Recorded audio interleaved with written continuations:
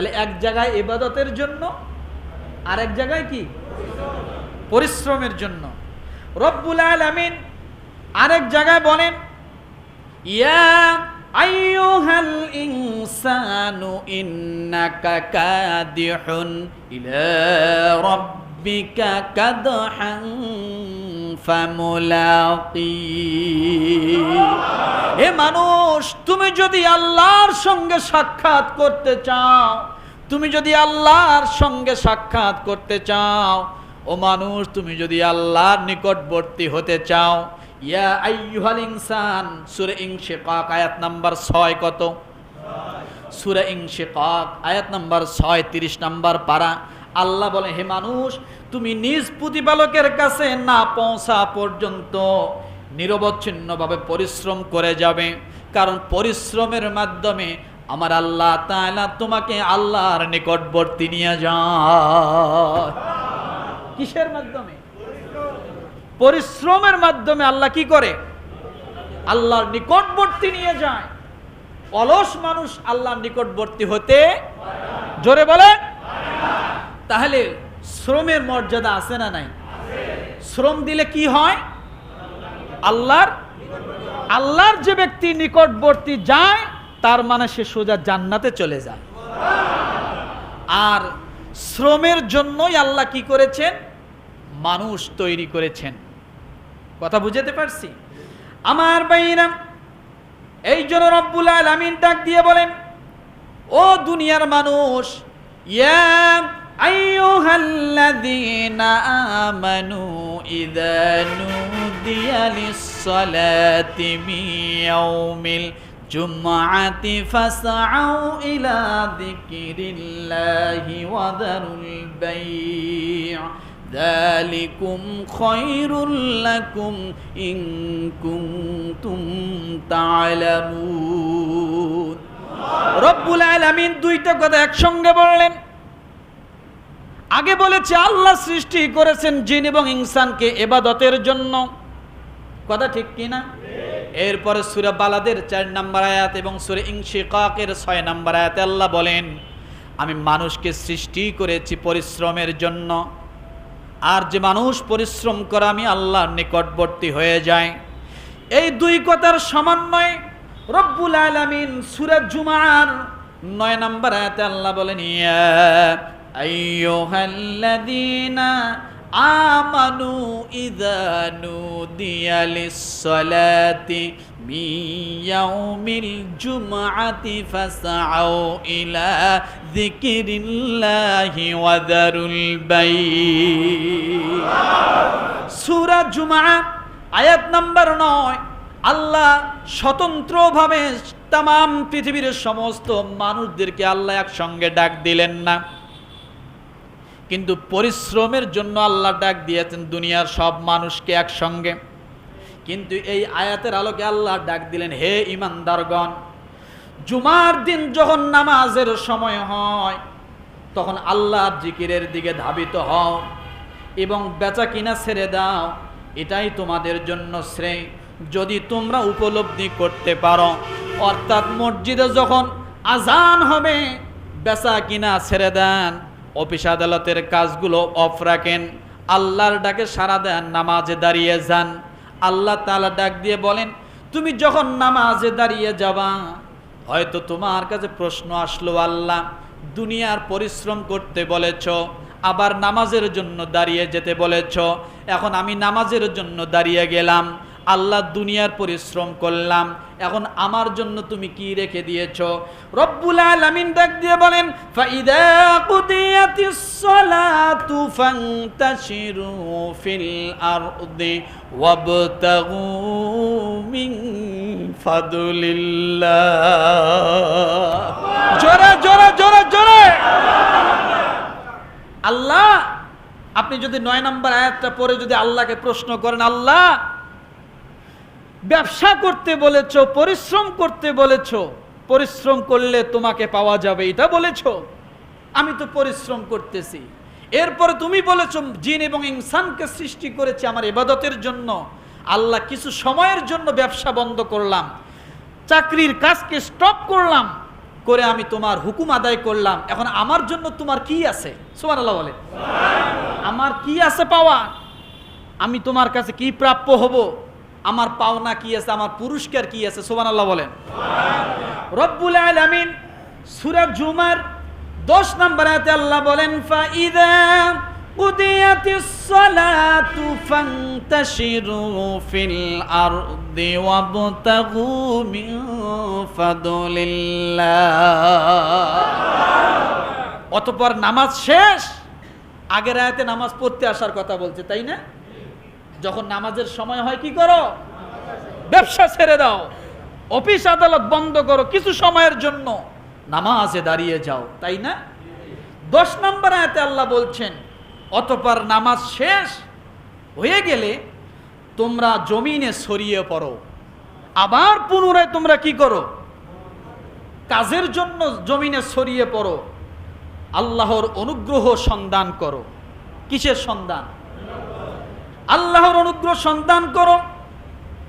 ওয়াযকুরুল্লাহা কাসীরান লাআল্লাকুম তুফলিহুন।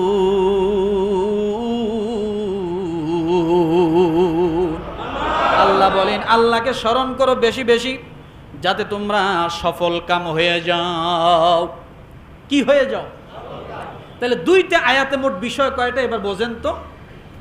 9 নম্বর আয়াতে আল্লাহ বলেন, যখন নামাজের সময় হয় ব্যবসা বাণিজ্য কাজকর্ম শ্রম দেওয়া কি করো?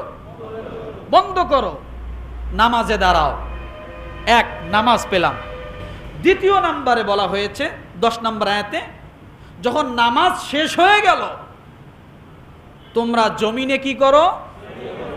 তখন আর মসজিদে বসে থেকো না, পাঞ্জেখানায় বসে থেকো না, অফিসের মধ্যে তুমি জায়নামাজ বিছে আর বসে থেকো না। তুমি কি করো?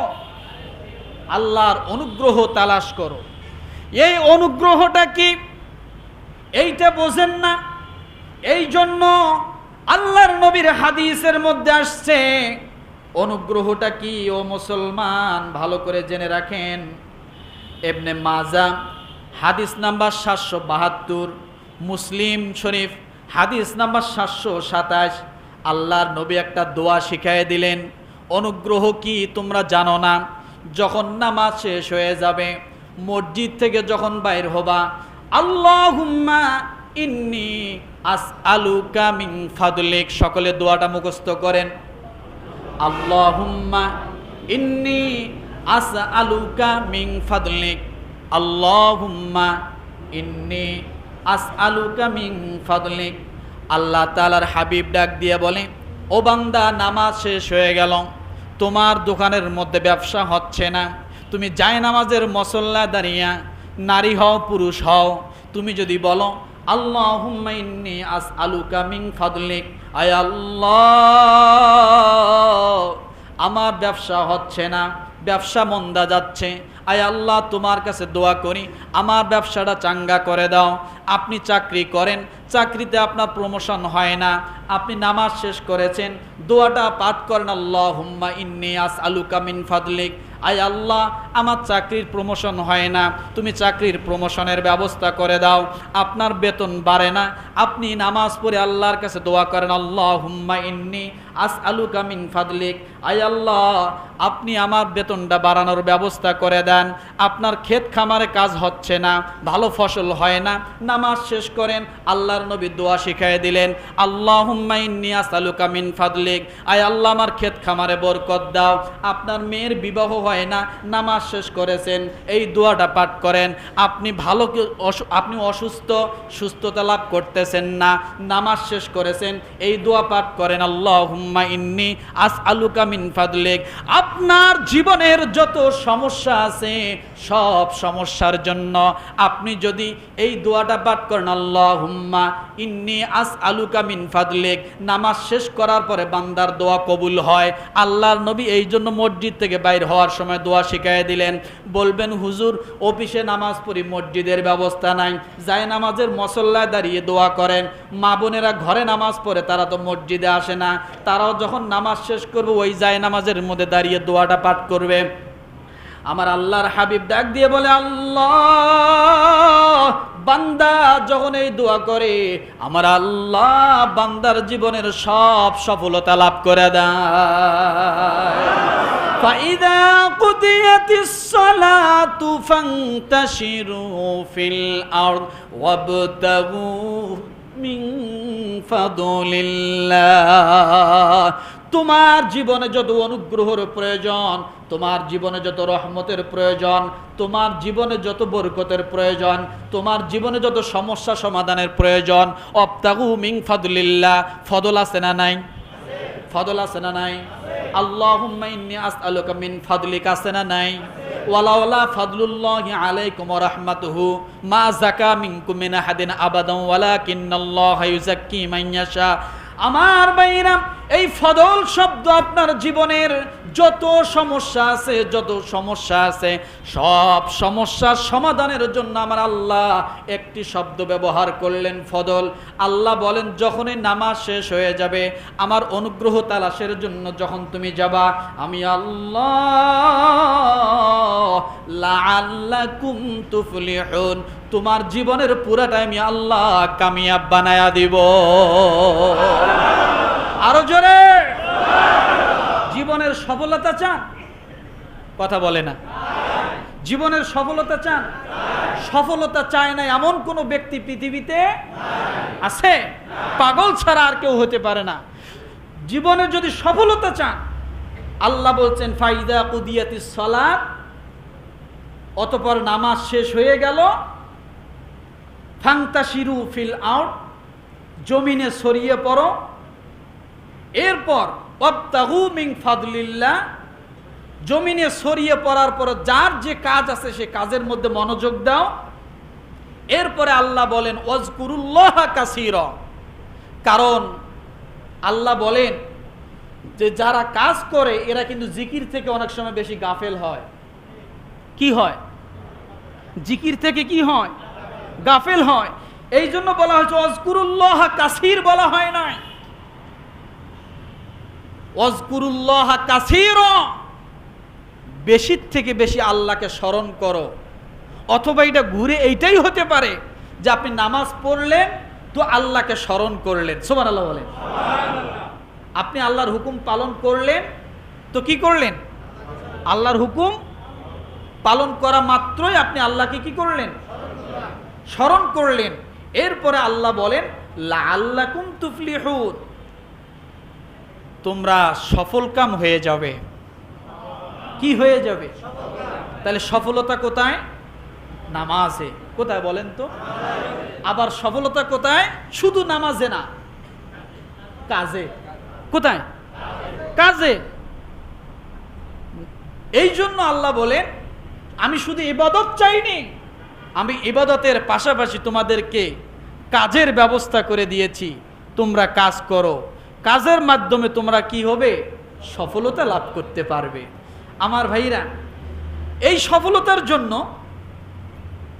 যুগ যুগ ধরে নবী রাসূলরা তারা নিজেরা কাজ করেছেন। কি করেছেন বলেন তো? তার যুগ যুগ ধরে নবীরা কাজ করেছেন।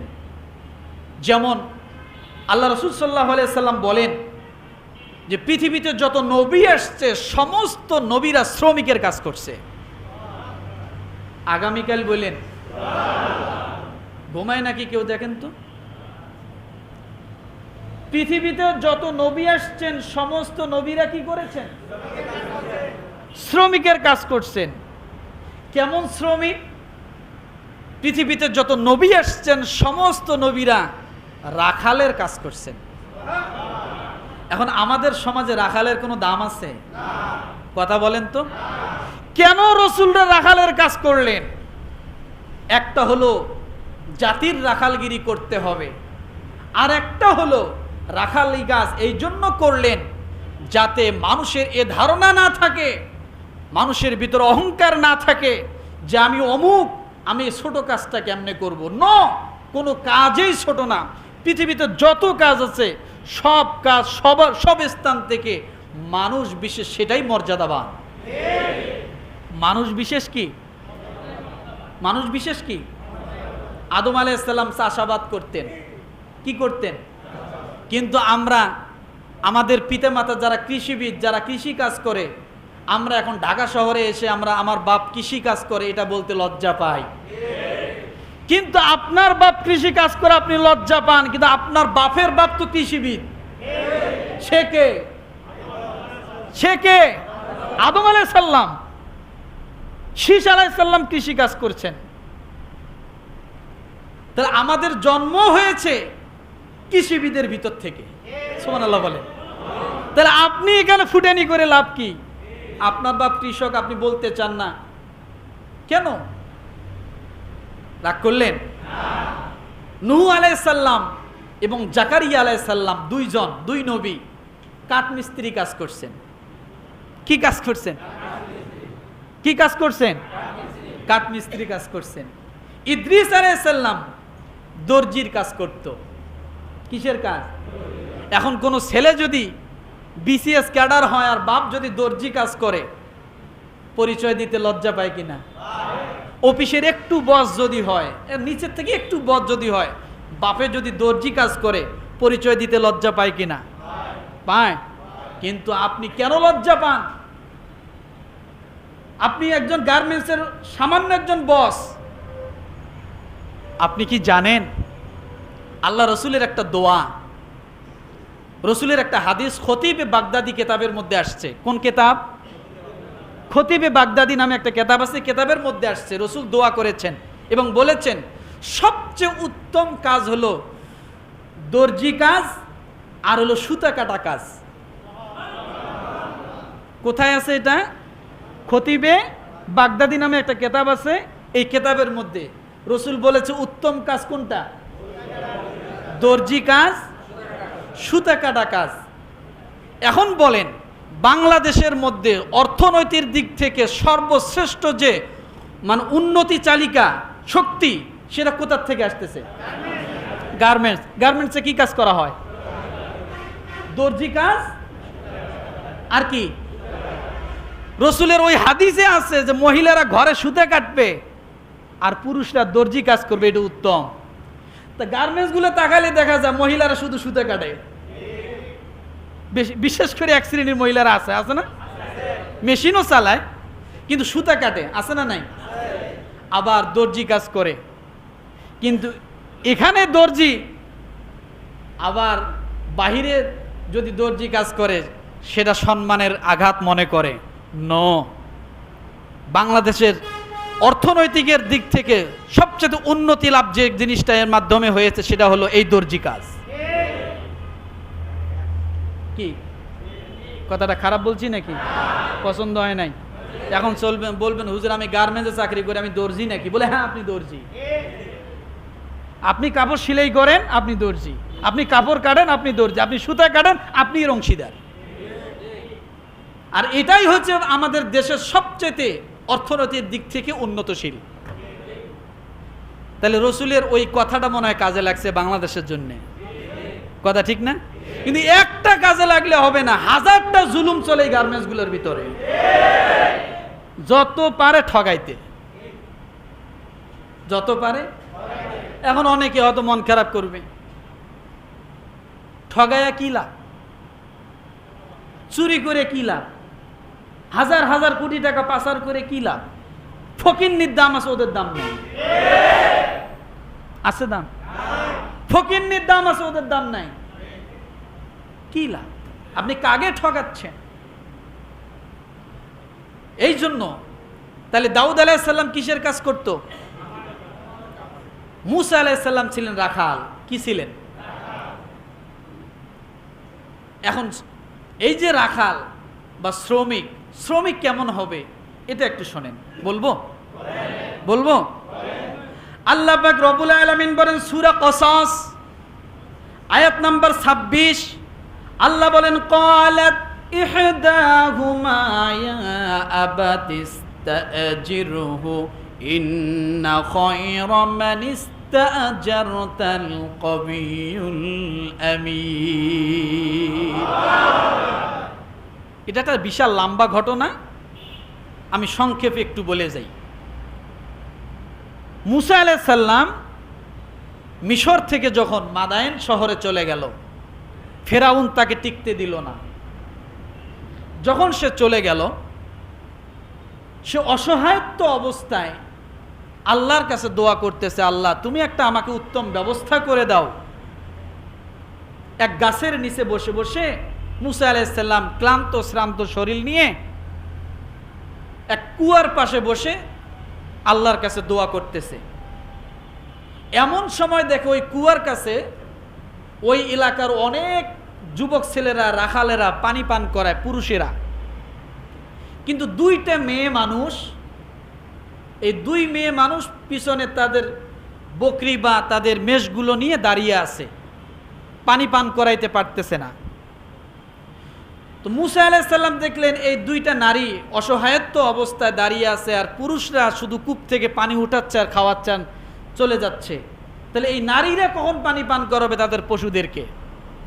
মুসা আলাইহিস সালাম তাদের কাছে গেলেন, যে বললেন তোমাদের কি সমস্যা? বলে পুরুষরা পানি পান করাচ্ছে কূপ থেকে, আমরা ওখানে শক্তিতে পারবো না, আমরা সেই জন্য দূরে দাঁড়িয়ে আছি, তারা যখন পানি পান করানো শেষ হয়ে যাবে তখন আমরা যে পানি পান করব।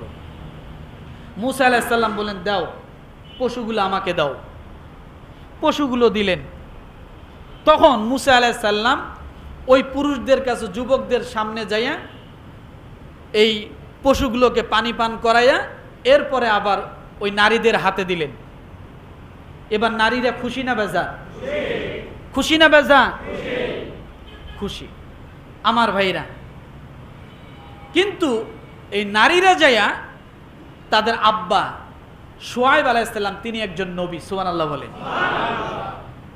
শুআয়ব আলাইহিস সালামকে যা বললেন, আব্বাজি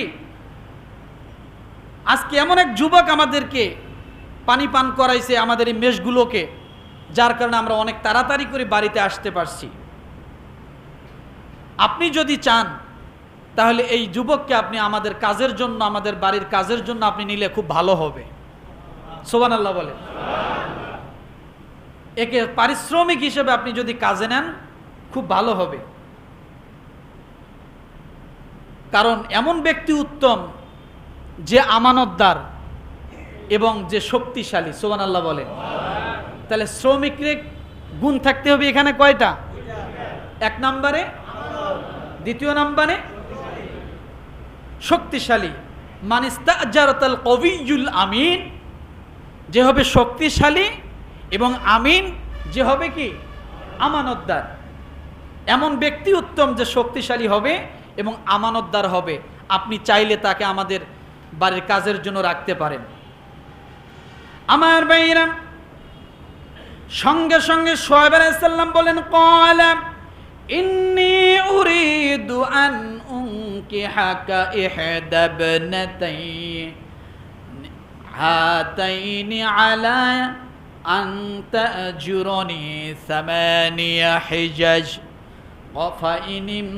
ফাইন আতমামতা আশারান ফামিন ইনদিক ওয়ামা উরিদু আন আশুক্কা আলাইক সাতাজিদুনি ইনশাআল্লাহু মিনাস সালিহিন। তাহলে মুসা আলাইহিস সালাম কি হলেন? শ্রমিক নাকি? আর শ্রমিকের কয়টা থাকতে হবে? এক হলো শক্তিশালী, আর একটা হলো কি? এবার মালিক কেমন হতে হবে? সূরা কসস আয়াত নাম্বার 27। ওই নারীদ্বয়ের পিতা বলল, আমি আমার এই দুই মেয়ের একজনকে তোমার সাথে বিবাহ দিতে চাই, এই শর্তে যে তুমি পারিশ্রমিকের বিনিময় 8 বছর আমার বাসায় থাকবা, অথবা 10 বছর পূর্ণ করতে পারো। যদি তুমি এই শর্তে আমার কাছে থাকো তাহলে আমি তোমাকে আমার শ্রমিক হিসেবে, আমার বাড়ির শ্রমিক হিসেবে তোমাকে রাখতে চাই। সেটা তোমার নিজ এখতিয়ার। 8 বছর অথবা 10 বছরের জন্য তোমাকে আমি রাখবো। এর পরিণামে আমি তোমাকে আমার একটা কন্যাকে সঙ্গে তোমাকে বিয়ে দিব। এরপরে বললাম, আমি তোমাকে কষ্ট দিতে চাই না, ইনশাআল্লাহ তুমি আমাকে সদাচারীদের একজনের পাবে। আমি তোমাকে কষ্ট দিতে চাই না এবং সদাচার ব্যক্তি হিসেবে তুমি আমাকে, তোমার প্রতি দয়া হিসেবে আমাকে পাবে। তাহলে একজন মালিকের এখানে 2টা গুণ থাকতে হবে। কি? কষ্ট দিবে না শ্রমিকদেরকে, দ্বিতীয় তাদের প্রতি সবসময় সহানুভূতিশীল হবে। কি হবে? কিন্তু বর্তমান সময়ে মালিকরা কি কষ্ট দেয় না? জুলুম করে না? হ্যাঁ, করে না? খুব দয়াবান। এই মাসের বেতন ও মাসে, 1 মাস 10 দিন কাজ করি 1 মাসের বেতন, 100 ঘন্টা ওভারটাইম করে 50 ঘন্টা। আছে না নাই? আছে। তাহলে আপনি যদি শ্রমিককে আমানতদার চান, আপনি যদি শ্রমিককে মনোদিক থেকে শারীরিক দিক থেকে শক্তিশালী চান, তাহলে আপনাকেও ওই রকম গুণে গুণান্বিত হবে। সব সময় শ্রমিকের প্রতি কি থাকতে হবে? রহম থাকতে হবে। আর শ্রমিকের প্রতি আপনার দয়াবান থাকতে হবে। যদি আপনি না থাকেন, তাহলে শ্রমিকের কাছ থেকে আপনি শুধু পাওয়ার আশা করবেন, এটা কোনোদিন হতে পারে না। এটা কোনোদিন কি হতে পারে না। আমার ভাইরা, এই জন্য সবসময় আমাদের এই জিনিসগুলো যদি আমরা চিন্তা করি, কার কি অধিকার, এই অধিকারগুলো সঠিকভাবে আদায় করা। কি বলেন তো, এই অধিকারগুলো কি? শ্রমিকের কয়েকটা অধিকার আছে। 1 নম্বরে, শ্রমিক যখন কাজ করবে, কাজ করার শেষে হয়তো দিনের মজুরি অথবা মাসিক মজুরি, যেটাই আপনার আলোচনায় চুক্তিতে হয়, যখনই কাজ করবে পারিশ্রমিক তাদেরকে সাথে সাথে বুঝিয়ে দেওয়া। কি করা? এই পারিশ্রমিক শব্দটা কোরআনুল কারিমের মধ্যে 150 বার এসেছে। কতবার? কতবার? এই পারিশ্রমিক শব্দটা কোরআনুল কারিমে 150 বার আসছে। তাহলে এটার মর্যাদা কত, মূল্য কত, এটা কত গুরুত্বপূর্ণ এবার বোঝেন। 150 বার আজর শব্দটা 150 বার কোরআনুল কারিমে আসছে। আমার ভাইরা, তাহলে 1 নাম্বার কাজ কি? শ্রমিকের অধিকার কি? কাজ করার সাথে সাথে তার পারিশ্রমিক বুঝিয়ে দেওয়া। যে ব্যক্তি পারিশ্রমিক বুঝিয়ে দেয় না, তার জন্য একটা কঠিন হাদিস শোনেন। হাদিসটা হলো বুখারী, হাদিস নাম্বার 2270। কত? কিয়ামতের ময়দান যখন অনুষ্ঠিত হবে, কষ্ট হচ্ছে না তো? কিয়ামতের ময়দান যখন অনুষ্ঠিত হবে, তখন দুনিয়ার একজন মানুষ আর একজন মানুষের বিরুদ্ধে মামলা করবে। এই হাদিসটা শুনছেন না? একটা পশু আর একটা পশুর উপরে মামলা করবে কিয়ামতের ময়দানে। কিন্তু রসুল বলেন, 2270 নম্বর হাদিস, সহিহুল বুখারী, রসুল বলেন এই হাদিসটা হলো হাদিসে কুদসি। কি বলেন তো? হাদিসে কুদসি। এই হাদিসে বলেন স্বয়ং আল্লাহ নিজেই কিয়ামতের ময়দানে 3 শ্রেণীর মানুষের বিরুদ্ধে আল্লাহ নিজেই মামলা দায়ের করবে। নাউজুবিল্লাহ, বাড়িতে যায় কোয়েন। কে মামলা করবে? কে মামলা করবে? স্বয়ং আল্লাহ নিজেই মামলা করবে। তাহলে মামলাটা কেমন হবে? যিনি বিচারক তিনি আবার মামলা করতেছেন। এবার বোঝেন বিষয়টা কত কঠিন। যিনি বিচারক, সেদিন তার উপরে আর কোনো বিচারক নাই, আছে? তিনি নিজেই মামলা করতেছেন। কি মামলা? আবু হুরায়রা রাদিয়াল্লাহু থেকে বর্ণিত, নবী সাল্লাল্লাহু আলাইহি ওয়াসাল্লাম বলেছেন, আল্লাহ তাআলা বলেন, আমি কিয়ামতের দিন 3 ব্যক্তির বিরুদ্ধে মামলা করব। কয় ব্যক্তির বিরুদ্ধে? তার মধ্যে 1 নম্বরে, মানে একজন ব্যক্তির বিরুদ্ধে যে মামলা। 3য় নাম্বার সেই ব্যক্তি হলো যে কোনো লোককে মজদুর নিয়োগ করে এবং তার হাতে কাজ পুরোপুরি আদায় করলো, অথচ তার পারিশ্রমিক সঠিকভাবে বুঝিয়ে দিল না।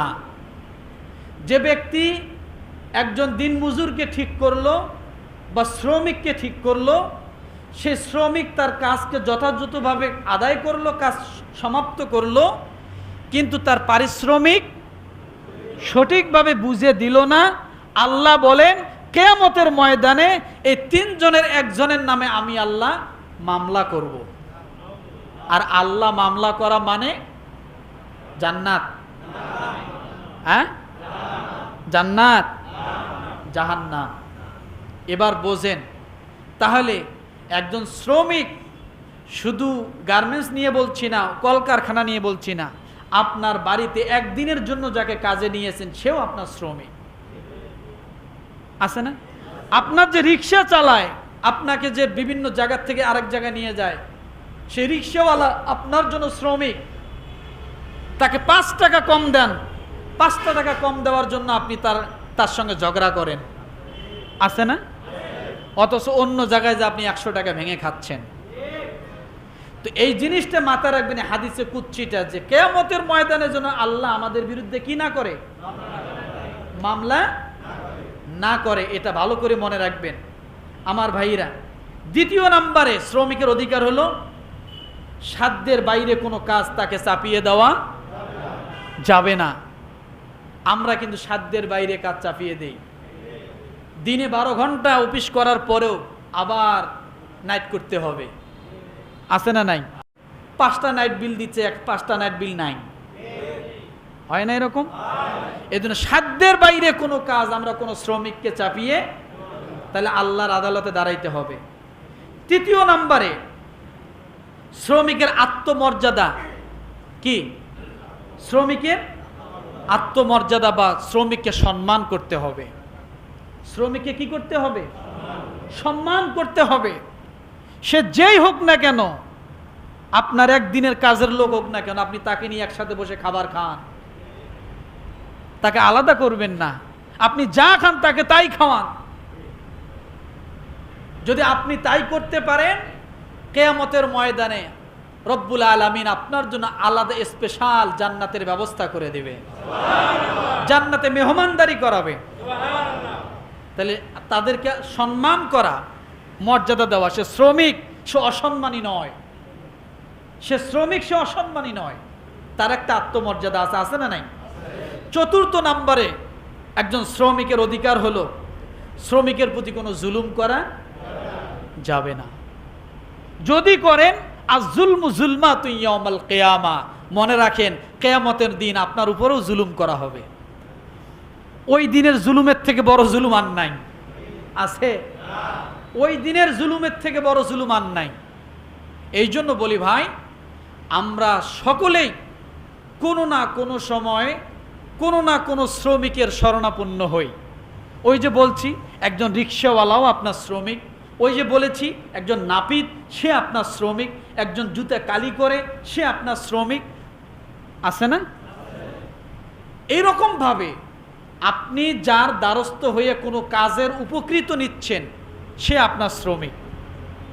অতএব আপনার মর্যাদা যেমন তার মর্যাদাও, আপনার সম্মান যেমন তার সম্মানও ওই রকম। এই জন্য কখনো শ্রমিকদের অধিকারকে ক্ষুণ্ণ করব না, তাদের ন্যায্য পাওনা দেওয়ার জন্য চেষ্টা করব। 10-5 টাকা, 20-100 টাকা, 2-1000 টাকা তাদের মেরে দিয়ে খায়া আপনি বড়লোক হতে পারবেন না, বরঞ্চ আপনার কোনো না কোনো সময় ক্ষতি হবে। কোনো না কোনো দিক দিয়ে ওই শ্রমিকের ঘাম ঝরানো টাকাটা আপনার পরিবারের দিক থেকে বাইর হয়ে যাবে, আপনি টের পাবেন না। এক শ্রমিকের 5000 মেরে দিবেন, তো ঘরে যেয়ে দেখবেন আপনার সন্তান এমন অসুস্থ হয়েছে, হাসপাতাল দৌড়াতে আপনার 50,000 টাকা চলে গেছে। এই জন্য আমরা কখনো শ্রমিকদের উপর কোনো জুলুম রাজি আছি ইনশাআল্লাহ। আল্লাহ তাআলা আমাদের সকলকে সহিহ আমল করা এবং বুঝার জন্য তৌফিক দান করুক, আমিন।